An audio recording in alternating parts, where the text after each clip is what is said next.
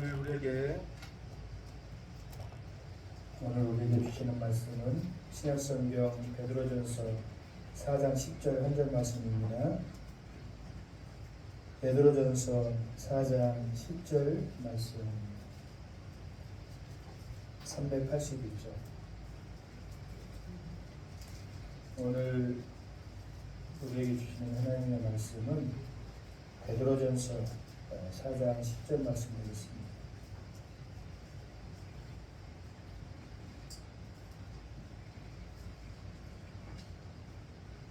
한 목소리로 합격해서 읽겠습니다. 시작. 각각 은사를 받은 대로 하나님의 여러 가지 은혜를 맡은 선한 청지기같이 서로 봉사하라. 한번 같이 다시 읽겠습니다. 시작. 은사를 받은 대로 하나님의 여러 가지 은혜를 맡은 선한 청지기같이 서로 봉사하라. 아멘.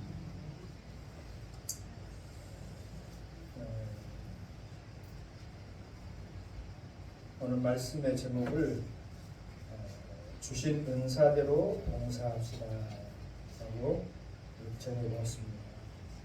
주신 은사대로. 하나님께서는 저와 여러분들에게 주셨다고 하는데 저와 여러분들은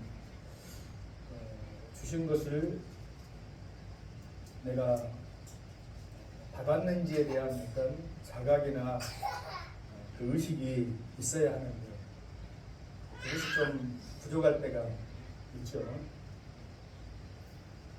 길을 여러분 걷다가 요즘은 무선 이어폰인가요? 귀에 이렇게 음악을 듣고 가는 젊은이들 같은데 좀 걱정스러울 때가 있을 때가 있어요.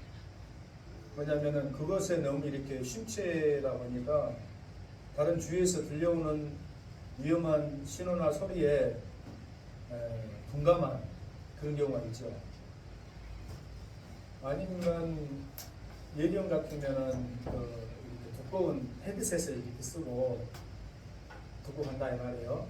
근데 이제 반가운 친구가 예를 들어서 아니면 가까운 사람이 누구야 하고 만약에 이렇게 불렀어.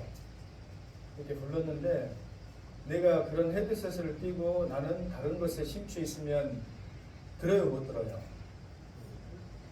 잘 못 듣죠. 그리고 그냥 내가 가던 길대로 이렇게 가는 모습들을 여러분도 경험을 했을 수도 있고 또 봤을 수도 있을 것 같아요. 제가 이 말씀을 묵상하면서 우리 하나님께서 우리를 구원받은 백성으로 하나님께서 갑자기 불러주신 사명대로 우리를 불러주셨다고 했는데 만일 그 부르심에 우리가 귀를 기울이고 그 음성을 들으면 좋겠잖아요. 근데 그렇지 못하고 우리는 우리가 듣고자 하는 대로 또는 내가 좋아하는 것대로만 귀에 헤드셋을 꽂거나 아니면 이어폰을 꽂고 살아간다고 한다면 부르심의 그 음성은 듣지 못한 채 여전히 나는 어쩌면 세상 속에서 들려오는 음성에만 귀를 기울이고 있지 않는가 하는 그런 생각을 가져봅니다. 불러주셨다고 하는 것은 그 부르심에 의미를 부여하기 위해서 불러주신 것이거든요. 여러분들이 학창시절에 기억을 이렇게 되살려보면 김춘수 시인의 꽃이라고 하는 시 있잖아요. 기억나십니까? 정확하게는 기억이 안 나지만은 그냥 배웠던 그런 기억이 날 것 같아요. 그래서 제가 한번 다는 아니고 대략적으로 한번 같이 읽어줄까 합니다. 김춘수 시인의 꽃. 내가 그의 이름을 불러주기 전에는 그는 다만 하나의 몸짓에 지나지 않았다. 내가 그의 이름을 불러주었을 때 그는 나에게로 와서 꽃이 되었다. 중략하고 우리들은 모두 무엇이 되고 싶다. 나는 너에게 너는 나에게 잊혀지지 않는 하나의 의미가 되고 싶다. 아주 유명한 시잖아요. 항상 우리가 학교에서 배운 것은 기억은 나는데 자세히는 모른다는 거. 그것이 항상 우리의 좀 약점이긴 합니다만, 근데 들어보니까 듣고 또 그때 그 시절에 즐거이 마음송했을 수도 있겠네요. 아무튼 오늘 본문 말씀을 통해서 우리 하나님께서는 우리에게 분명히 저와 여러분들을 누구야 하고 불러주셨다는 이 말씀을 우리가 믿을 수 있기를 원합니다. 그렇다고 한다면 불러주셨을 때는 반드시 그 부르심에 합당한 의미 부여가 있다고 하는 것이에요. 그냥 부르지는 않았겠죠. 근데 가만히 생각해 보면 그럴 수는 있을 것 같아요. 듣고자 하는 사람의 자세가 되어 있지 않으면 여러분 가정에서도 그렇잖아요. 부모가 자녀에게 어떤 좀 귀한 말이나 또는 아이들이 듣기에 따라서는 잔소리일 수도 있는데 부모님은 좀 각오를 하고 이 말을 좀 들어줬으면 좋겠다 하고 예를 들어서 자녀 이름을 불렀다 쳐요. 누구야 하고 그러면 그 자녀가 부모가 부를 때에 말씀하세요. 제가 듣겠습니다 하는 자세를 보이면 그래 내가 오늘 너에게 이런 말을 하고 싶어서 불렀다 하고 이렇게 이야기를 할 텐데 전혀 부모가 하는 이야기는 들을 자세가 안 돼 있다. 이거 말해봐야 이거 소용이 없겠구나 하면 여러분 어째요? 아무개야 불러놓고 왜요? 하면 아니 그냥 됐다 그냥 부르기는 불렀는데 뭔가 말을 못하고 그냥 괜히 그냥 한번 불러봤어. 이렇게 멋쩍게 끝나는 경우도 있잖아요. 있어요 없어요? 그렇다고 한다면 하나님께서 저와 여러분들을 불러주셨을 때에 하나님은 분명히 일관되게 신실하게 우리에게 말씀을 해주시는데 아까도 이야기했던 것처럼 우리가 세상에서 듣고자 하는 그 음성만 관심을 가지고 이어폰이나 헤드셋을 많이 끼고 다른 소리만 듣고 있단다면 하나님께서 불러주셨는데 짐짓 아니다 그냥 됐다 라고 하는 경우도 있을 수 있겠다 말이에요. 그러므로 중요한 것은 저와 여러분들이 성경 말씀에 기록되어 있는 것처럼 주님 말씀하옵소서 제가 듣겠습니다 하는 그런 자세와 태도를 꼭 가지셔야 될 줄로 믿습니다. 그것이 중요한 것 같아요. 그러니까 불러줬어도 내가 응답하지 않으면 하나의 의미 있는 꽃으로 우리가 주님 앞에 설 수가 없잖아요. 의미가 있는 그러한 삶, 의미가 있는 그런 존재가 되어주기 위해서는 하나님께서 나를 불러주신 그 부르심이 반드시 뜻이 있구나 하는 것을 깨닫을 수 있기를 원합니다. 그러면 하나님께서 저와 여러분들을 부르신 이유를 이렇게 찬찬히 살펴보자면 첫 번째로는 하나님께서는 교회의 성장과 성도의 돌봄을 위해서 특별한 사역자들을 부르셨다 하는 거예요. 교회의 성장과 성도의 돌보심을 위해서 특별한 사역자를 부르셨다. 그럼 그 특별한 사역자들은 누구인가? 목사인가? 교사인가? 선지자인가? 근데 그게 해당되어지는 사람은 누구나 다 구원받은 모든 백성들이 다 여기에 해당되어진 줄로 믿습니다. 에베소서 4장 11절로 12절 말씀에 보면 어떤 사람은 사도로 그렇죠. 그 당시에 또 선지자로 복음 전하는 자로 목사와 교사로 이렇게 다 부르셨단 말이에요. 그러면 그 부르신 목적이 있다는 것이겠죠. 그러면 그 목적에 합당한 응답을 할 때에 그 삶이 의미가 부여가 되어지고 참 소위 말하는 의미 있는 삶이 되어질 줄로 믿습니다. 그러니까 교회를 통하여서 우리가 흔히 교회를 피로 값주시고 사신 곳이다 이렇게 하잖아요. 어? 그러니까 이제 여기는 뭐 예배당이 되어줄 수도 있고 교회 공동체가 되어줄 수가 있다는데 여러분 스스로가 예수 그리스도의 보혈로 각주고 사신 존재라고 하는 의미를 깨달을 때에 우리 주님께서 성도들을 온전케 하며 이것이 성도 간의 연합이겠죠. 연합. 언젠가 시간에 말씀을 드렸지만은 미국에 있는 그 가장 세상에서 큰 나무 레드우드라고 하는 나무가 높이가 한 150여 미터 정도 되는데 그 나무의 뿌리는 3에서 한 5m 정도밖에 안 된대요. 그럼에도 불구하고 그 큰 나무가 막 태풍이 몰고 허리케인이 와도 흔들리지 않고 굳건히 수천 년의 수령을 자랑할 수 있었던 것은 뿌리끼리 서로 연합하고 막 붙잡아주기 때문에라는 것을 우리가 은혜 가운데 나눈 게 있잖아요. 기억하시죠? 네. 그렇다는 거예요. 그러니까 여러분 한 사람 한 사람이 교회에서 불림을 받았는데 서로가 서로를 어째요? 온전케 하는 의미가 있다는 거예요. 나는 너를, 너는 나를. 우리 자신이 나는 온전하다, 나는 완전하다 이야기할 수 있는 사람이 사실 없잖아요. 네? 돌이켜보면은 다 부족한 면들이 많고 감추고 싶은 면들이 있고 또 드러내면 이건 큰일 난다 싶은 면들이 다 있지만은 그러함에도 불구하고 우리 하나님께서 저와 여러분들에게 무엇을 주셔요? 은혜를 주셔서 서로가 서로를 온전케 하고 붙잡아 줄 수 있고 권면을 통해서 위로를 통해서 온전케 하는 그러한 은혜를 베푸셨다는 거예요. 그 일을 위해서 저와 여러분들을 불러주셨음을 믿습니다. 또한 봉사의 일을 하게 하기 위해서 불러주셨고, 그러니까 봉사라고 하는 것은 뭐예요? 내가 주님의 이름으로 섬기겠다 하는 그런 자세를 늘 우리가 갖는 것이잖아요. 나의 이름으로 나의 능력으로 어떤 것을 하는 것이 아니라 예수님의 이름으로. 할렐루야. 예수님의 이름으로. 저는 이제 적절한 비유가 되어질지 모르겠지만은 좀 오래전에 전도사 시절에 좀 감동을 받은 것이 뭐냐면은 아마 그 이제 권사님들은 다 소천을 하셨겠죠. 한 20여 년이 훌쩍 넘었는데 그때도 한 70세가 넘었습니다. 근데 한 권사님이 이제 식사 봉사를 하시는데 손가락이 이렇게 두 마디가 구부러졌어요. 펴지진 않아요.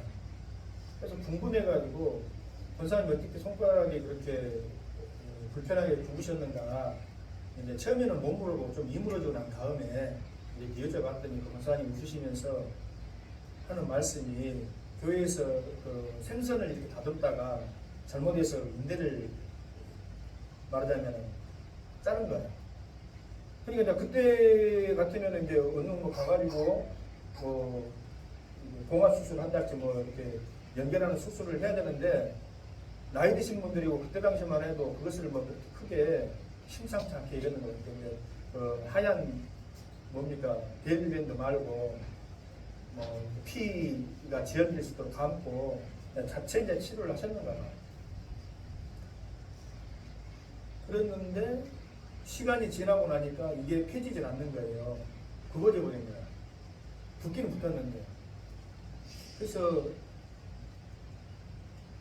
이제 우리가 식당 봉사하면은 흔히 생각나는 마리아와 마르다 비유 있잖아요. 그 생각도 나고 하면서 저 권사님은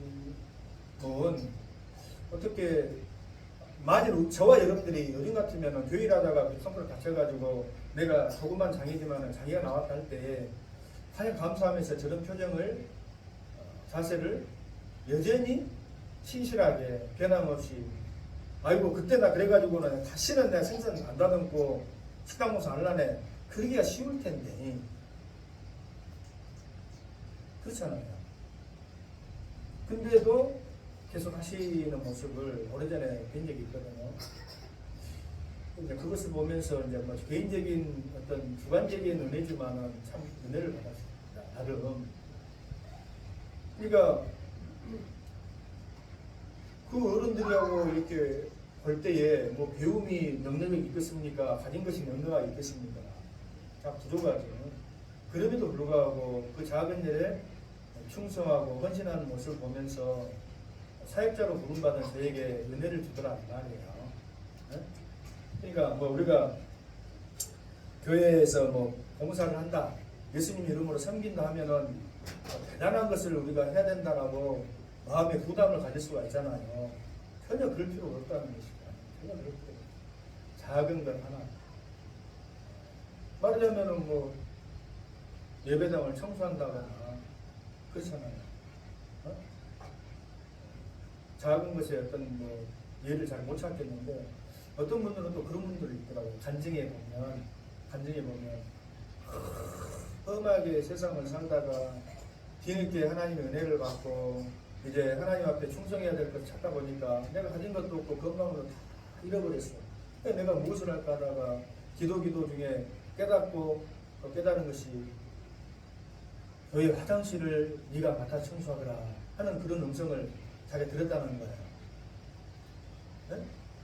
그러면 뭐 그것이 교회 화장실 청소하는 것이 특출날 일도 아니고 빛날 일도 아니지만 그래 내가 하나님 앞에 부름받아서 그 부르심에 응답하는 하나의 사명으로서 이 일을 감당하자 하고 했는데 오래된 간증이니까 예전에는 화장실이 좋은 시설이 아니었잖아요. 외국에 있다거나 예배당 밖에 있다거나 하니까 어때요? 일 보고 난 뒤에 묻은 이물질들이 깨끗이 안 씻겨나가지고 묻어 있고 해가지고 굳어버린 그런 일들도 있잖아요. 근데 그분이 간증하기를 그것을 나의 죄와 허물과 피라고 생각하면서 장갑도 끼지 않은 맨손으로 그것을 씻어내고 정갈하게 하고 깨끗하게 하면서 그렇게 하나님 앞에 쓰임을 받았습니다. 그런 간증들도 여러분들 들어보셨는가 모르겠네요. 네? 대답 좀 해보세요. 처음 듣습니까?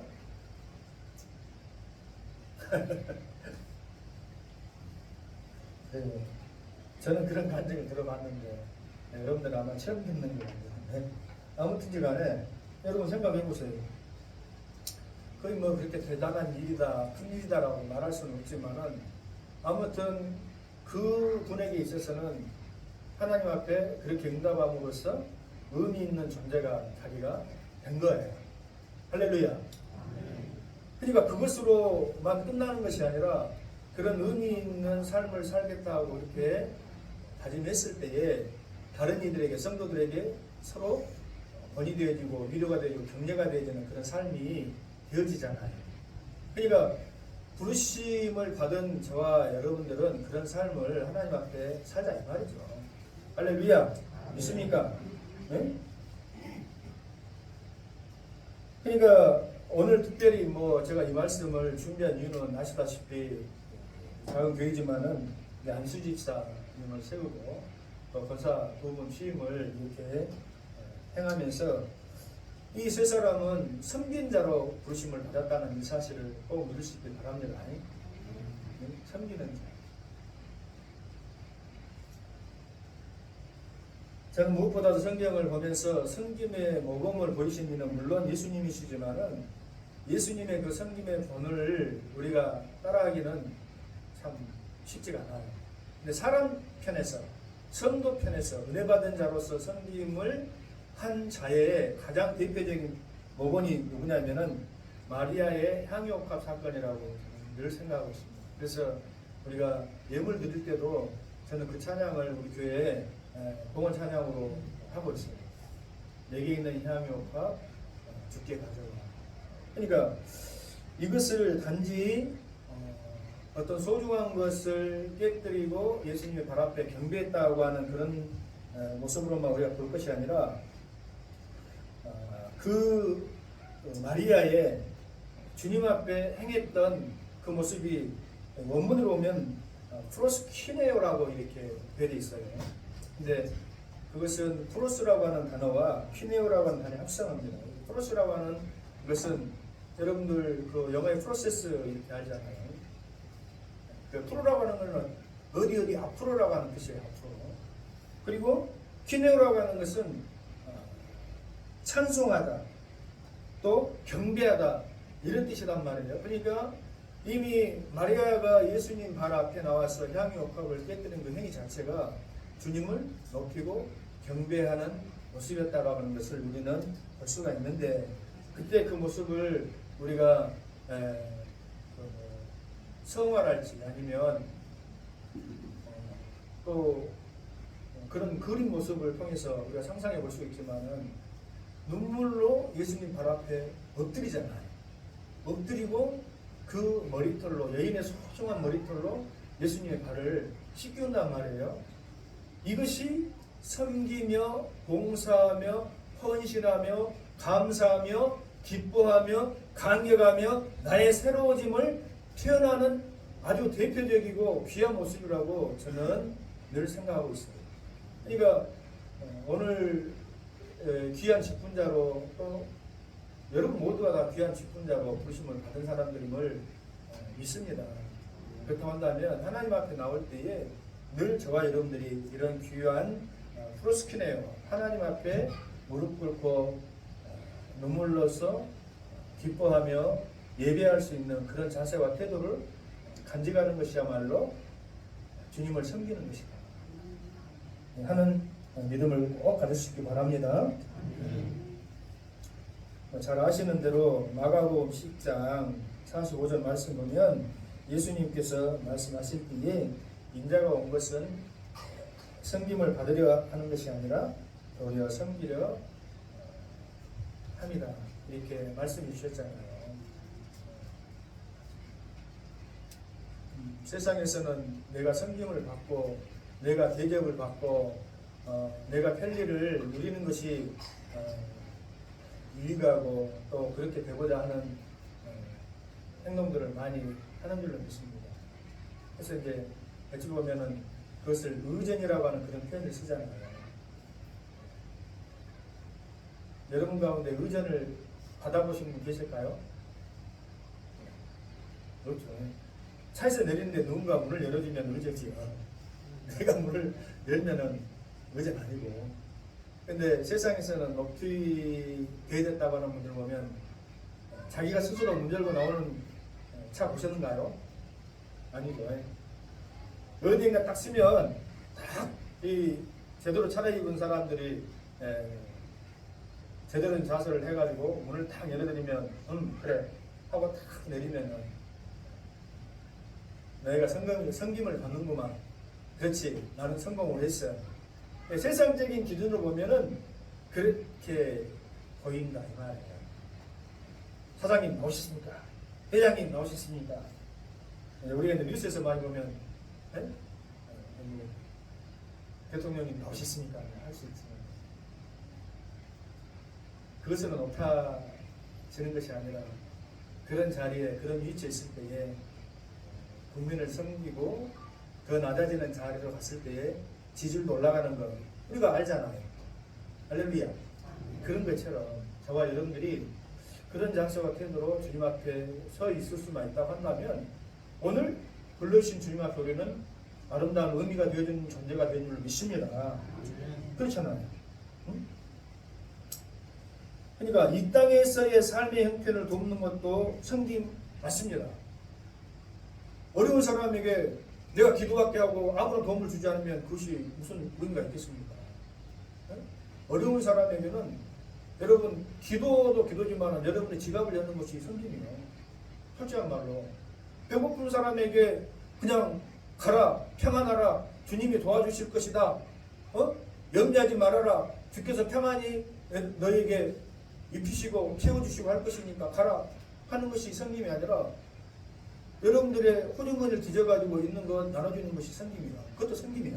그러나 주님의 죽으심과 부활을 반드시 믿고 그분께 프로스키네오 경배와 찬양을 드리는 자세야말로 진정한 섬김의 자세와 태도다 이 말이에요. 할렐루야. 두 번째로는 이제 뭐 조금 딱딱한 말이 되어지겠지만은 임직자의 자격과 사명에 관해서 한번 살펴볼까 합니다. 여러분 이것을 여러분들 오해하시면 안 돼요. 자격과 사명이라면은 자격, 누구는 어떻게 되겠어, 어떤 자격이 필요하다라고 우리가 흔히 생각할 수 있잖아요. 그래서 그것을 가지고 부담을 가질 수가 있는데 사실 저부터서 그렇고 여러분도 아무 자격이 없어요. 사실.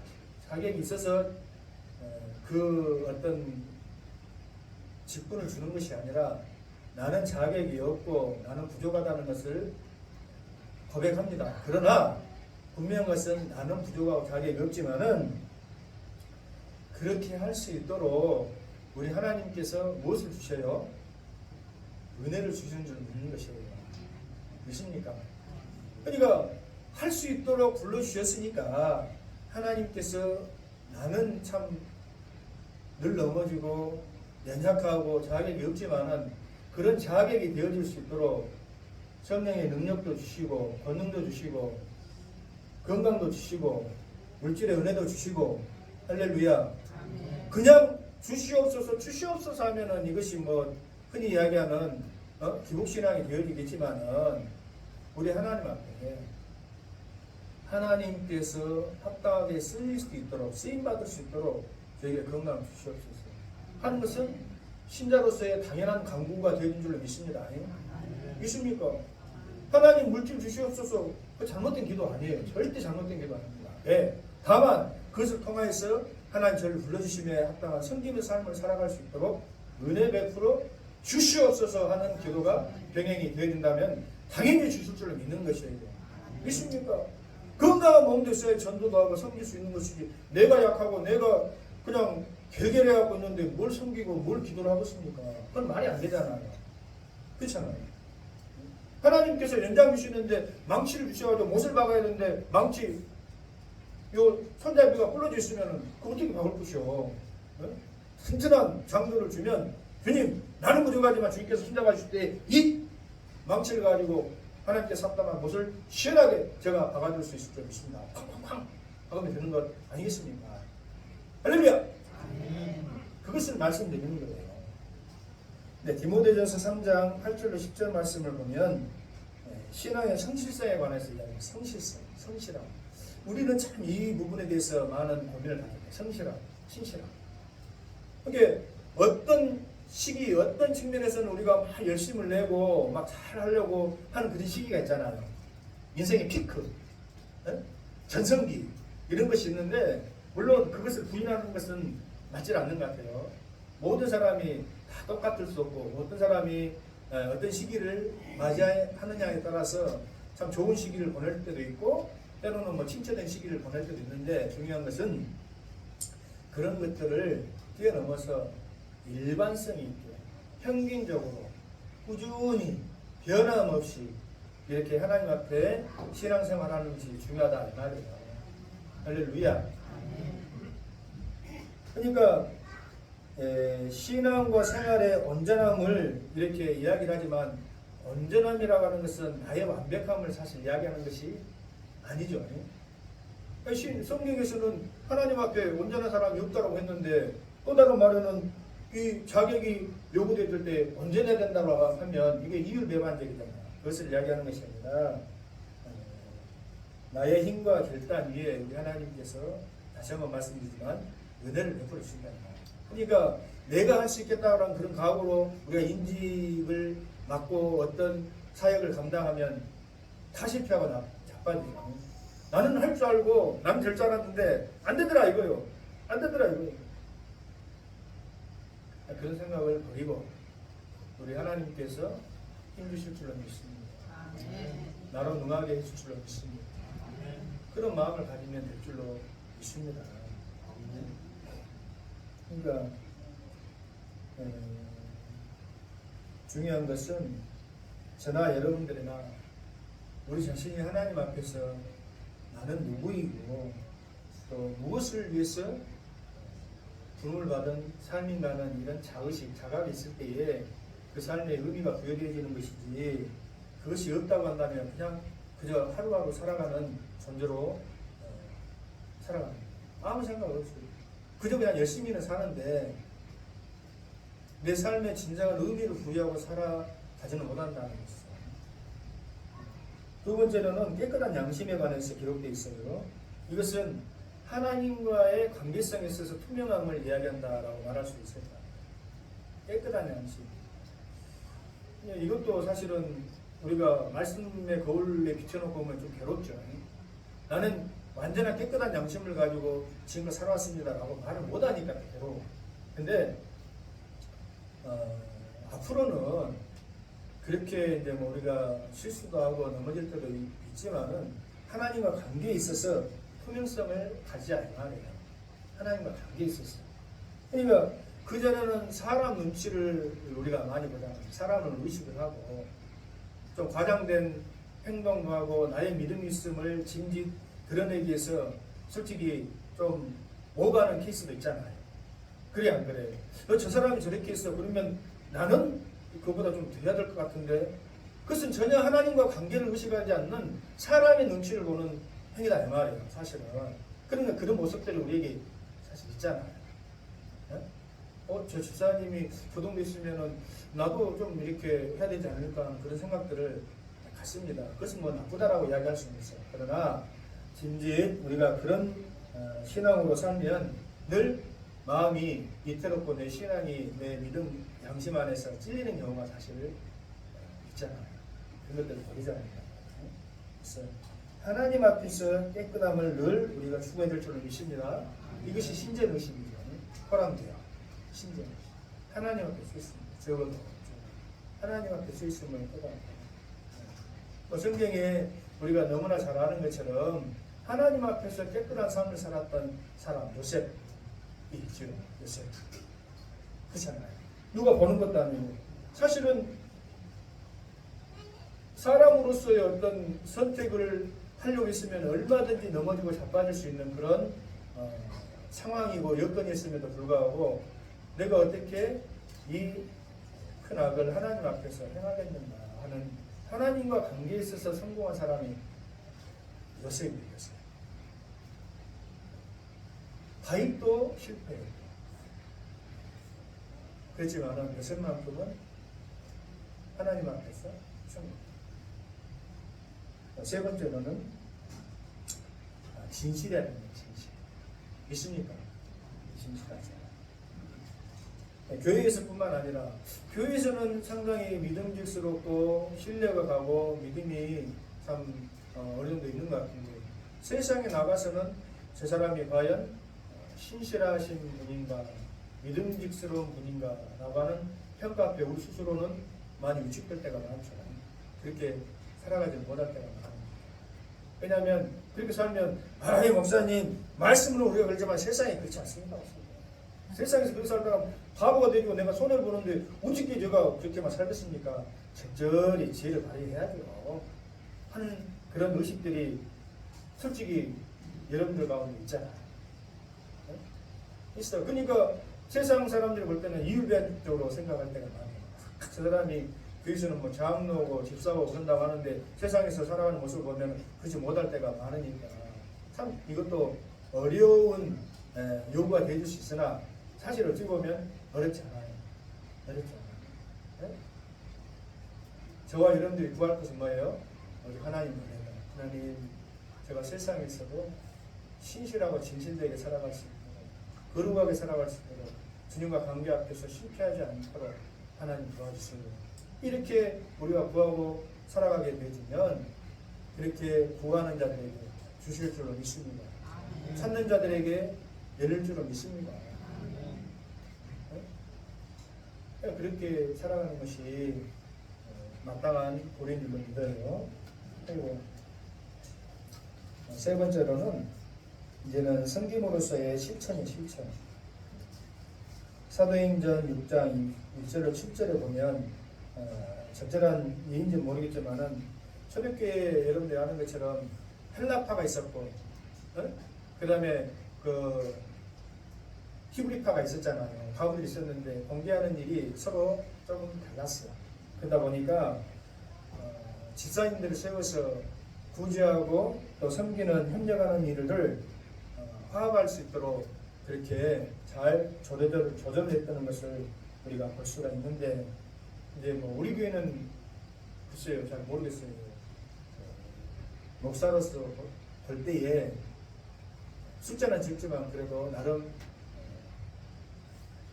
서로 행복하고 섬겨주고 혼란이 없고 그렇게 혼자 착각하고 있는지 모르겠지만 숫자도 적은데 그냥 내가 잘났니, 내가 많이 섬겼니, 네가 많이 목사 사랑 받니, 우리 목사님은 유독 그냥 설교할 때도 누구에게만 눈길을 많이 주더라, 이런 생각을 가지면 쓰겠어요, 못 쓰겠어요? 못 쓰겠죠? 다 보는 거예요. 다 보는 거예요. 다 보는 거지. 뭐 누가 특별히 더 사랑스럽고 더 이뻐서 그런 거 아니잖아요. 분란을 조장한다거나 불평, 이 불평이 참 문제예요. 불평.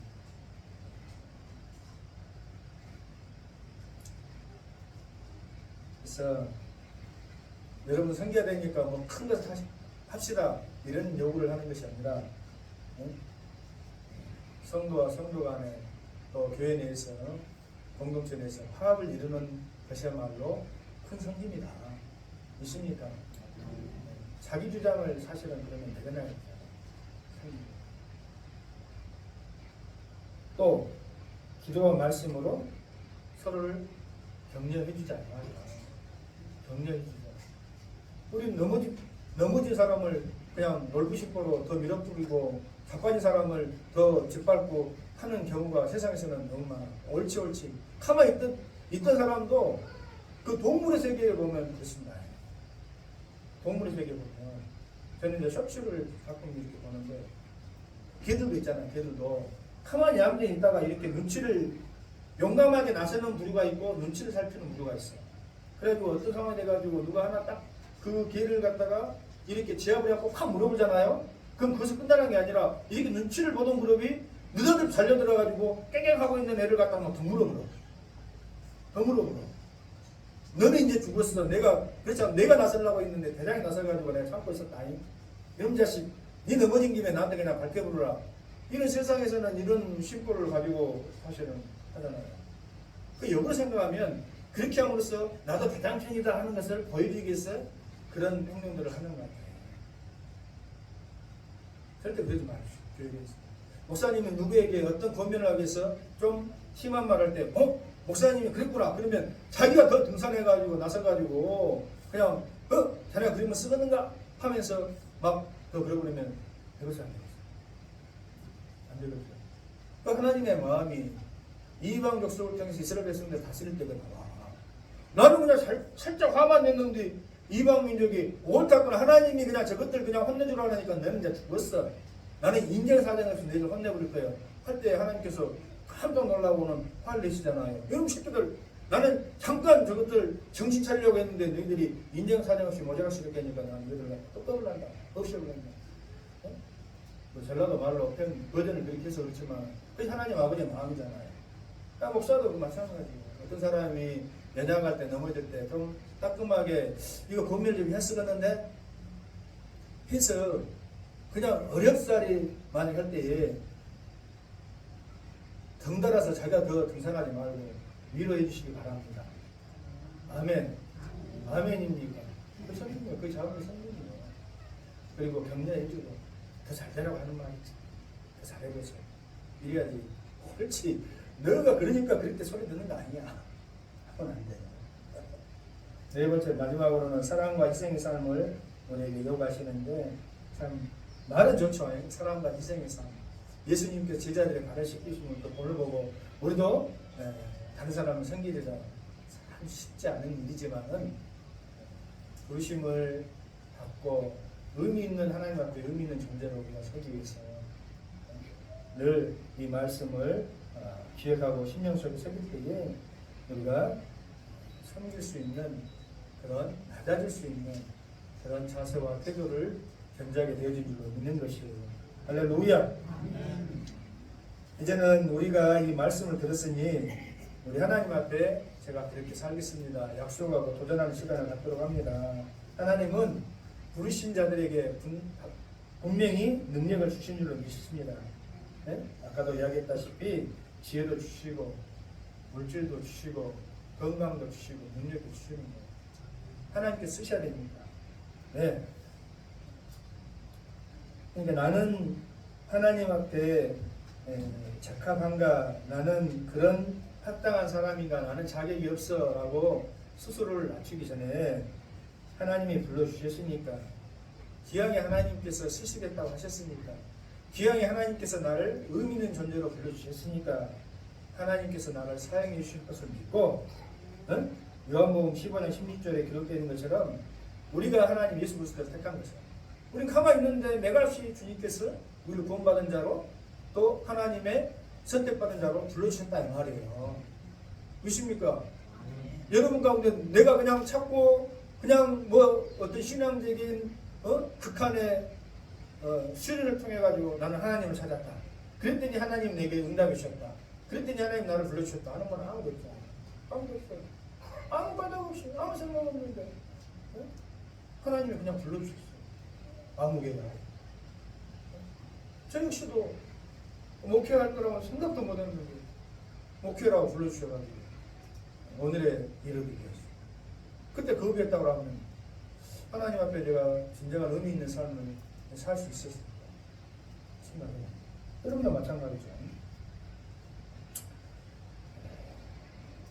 우리가 주님을 택한 것이 아니라 주님이 택하셨고 주님이 우리를 예비해 놓으셨어요. 그리고 주님이 세우셨어요. 사도행전 2장 8절에 기록되는 것처럼 오직 성령이 우리에게 임하면 성령은 이미 우리에게 임한 줄 믿습니다. 충만하게 임하게 기도하셔서 걷는 능력을 받고, 지난주에도 이야기했지만 예수 그리스도의 이름으로 우리가 행할 때에 금가오는 내게 별로 없어요. 많이 있는 분도 있을 수 있겠지만 그러나 금가원으로 돕고 힘주는 것은 크게 얼마나 의미가 있겠습니까? 수많은 것들을 주신다 해도 그 위에 가장 귀한 것은 예수 이름입니다. 금가원 내게 없지만 내게 있는 건 내게 주노니 나사렛 예수 그리스도 이름으로 일어나서 걸어라. 그때 그는 걸었네. 그는 뛰었네. 찬양해. 성경 유문하면서 구걸이라는 그 비천한 인생입니다. 하나님 앞에서 그렇게 놀라운 은혜를 입을 수 있었던 것은 예수 그리스도 이름으로 행한 그들의 성립 때문이었다는 거예요. 그러니까 저와 여러분들이 결론적으로 이야기하면 세상에 나가서 예수 이름을 증거하고 전하고 나누고 할 때에 오직 오늘 마태복음 25장 23절에 기록되어 있는 것처럼 그 주인이 잘했다. 착하고 충성된 종아. 네가 적은 일에 충성하였음에 주인의 기쁨에 네가 참여하게 될 것이다. 할렐루야. 이것보다 우리에게 더 좋은 위로와 소망과 축복의 말씀이 어디 있겠습니까? 그 주인의 즐거움에 참여할 수 있는 자격을 저와 여러분들에게 주시기 위해서 우리를 불러주시는 줄로 믿습니다. 기도하겠습니다. 좋으신 우리 하나님, 우리 하나님께서 우리 하나님 앞에 참으로 의미 있는 존재들로 우리를 불러주시고 부르심에 합당한 능력도 주시고 은혜도 베풀어 주셔서 각자 위치와 처소에 있어 섬기고 헌신할 수 있도록 아버지 하나님 불러주셔서 믿습니다. 오늘 섬김을 받는 섬기기 위해서 세움을 받는 세 사람의 직분자들이 있습니다.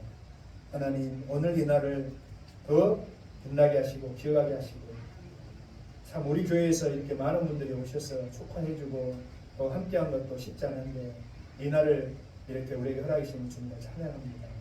하나님 주신 말씀 마음판에 새기고 그렇게 우리가 살아갈 수 있도록 도와주옵소서. 살아계신 예수님 이름으로 기도합니다. 아멘.